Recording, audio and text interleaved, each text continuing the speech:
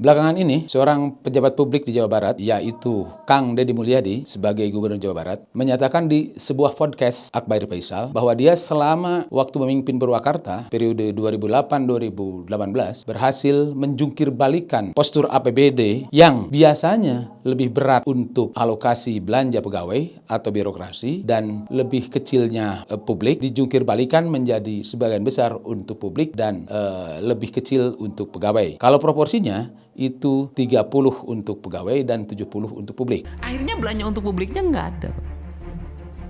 Nah, bagi saya adalah yang pertama harus saya benahin adalah ini. Dan Anda akan lakukan itu? Pasti, saya dulu pengalaman waktu Purwakarta.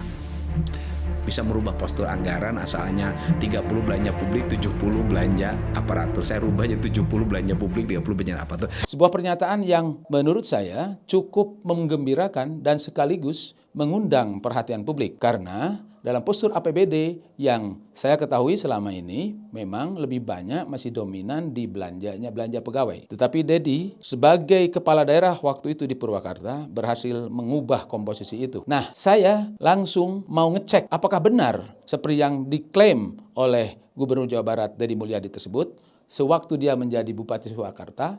Apakah proporsi APBD Purwakarta sudah berbanding 70 untuk publik dan 30 untuk pegawai? Saya membuka websitenya DJPK, Direktorat Jenderal Peimbangan Keuangan, Kementerian Keuangan. Dan cara mengaksesnya itu mudah sekali. Pasti akan muncul beberapa pilihan. Tahun berapa, ketik geser provinsinya provinsi mana, ketik provinsi Jawa Barat, kabupaten kotanya Purwakarta. Dan langsung submit, maka akan muncul setiap tahun misalnya 2015. 2016, 2017, 2018, dan seterusnya. Maka akan muncul postur APBD-nya. Dan ternyata setelah saya cek, saya teliti, postur APBD Purwakarta dalam hal realisasi selama 5 tahun periode kedua berbeda, bertolak belakang, dan tidak mendukung terhadap pernyataan KDM. Di mana postur APBD Purwakarta selama periode 5 tahun itu belanja pegawainya kisarannya, porsinya, presentasinya itu di kisaran 50 sampai 52%. Dan belanja publiknya atau belanja langsungnya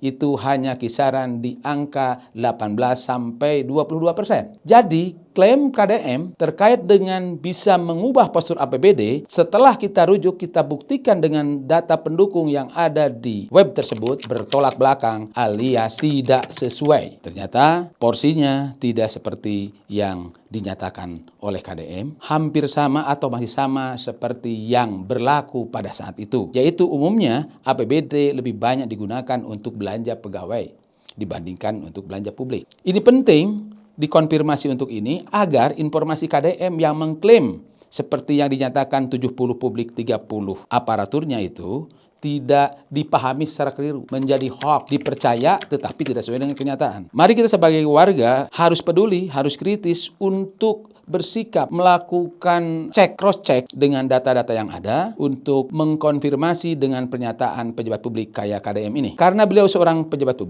publik yang dibiayai oleh APBD dari uang dari kita, maka dia pun harus kita pastikan agar menyampaikan dengan data yang akurat. Anggaran itu adalah data publik yang harus bisa diakses oleh siapapun. Karena begitu menurut aturannya. Setiap orang bisa mengakses itu, harus transparan. Agar apa? Agar pengelolaan anggaran itu bisa dikelola dengan baik, bisa digunakan juga untuk kepentingan publik yang berdampak nanti untuk peningkatan kesejahteraan warganya. Oleh karena itu, jangan sampai kita mudah tergiur, mudah terprovok ya dengan pernyataan pejabat publik yang sedang misalnya naik daun. Tapi kita sebagai warga harus tetap kritis agar pejabat publik kita paksa untuk bersikap jujur dan terbuka dan bersikap apa adanya. Pencitraan sekarang sedang menjadi satu strategi yang dilakukan oleh pejabat publik dengan didukung oleh media sosial ya, dengan mengungkap data-data dalam tanda kutip yang bombastis yang berpihak kepada publik. Oleh karena itu, saya mengajak agar kita tetap kritis dari setiap pernyataan siapapun pejabat publiknya untuk selalu kita memberikan ruang untuk kita melakukan pertanyaan-pertanyaan kritis. Kalau konteks APBD, karena APBD itu mudah diakses dan sudah tersedia di webnya, jangan lupa tadi untuk APBD secara nasional itu webnya DJPK. Maka kita akan konfirmasi dengan data-data itu. maka kita akan bandingkan antara yang dinyatakan dengan yang tertera dalam dokumen itu. Nah, saya mengajak kepada warga sebagai warga negara yang baik untuk melakukan hal yang seperti itu, daya kritis kita kembangkan agar perjalanan negara ini, penggunaan sumber daya publik diantaranya APBD ini kita bisa kontrol, kita bisa pastikan untuk kepentingan kita bersama. Jangan sampai APBD menjadi sesuatu yang dirahasiakan, sesuatu yang disembunyikan, begitu mudahnya untuk dimanipulasi.